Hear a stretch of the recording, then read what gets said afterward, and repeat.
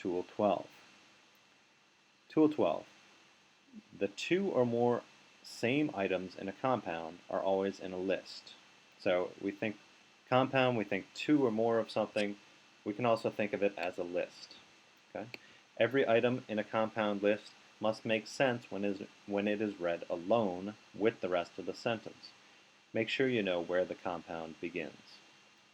Okay, take a minute to write this down and then I'll explain. Ready? Okay.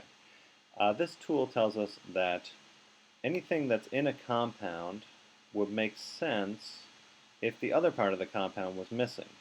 Okay? Let me illustrate with these same examples. The cat climbed up and over the fence. We said this is a compound preposition. That means that if we got rid of part of it, right, then the other part would still make sense. Okay? The cat climbed over the fence. Still makes sense, even without that up and. Okay?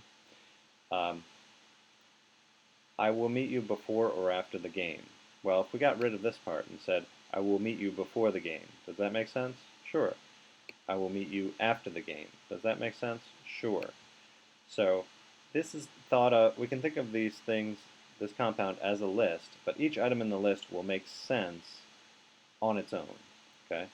I will meet him for breakfast. Sure, that makes sense. I will meet him for dinner. We can eliminate the second part. I will meet him for dinner. Still makes sense? Yes. So anytime you have a compound, the different parts of the compound have to make sense individually. She was friends with Juan. Does that make sense? Sure.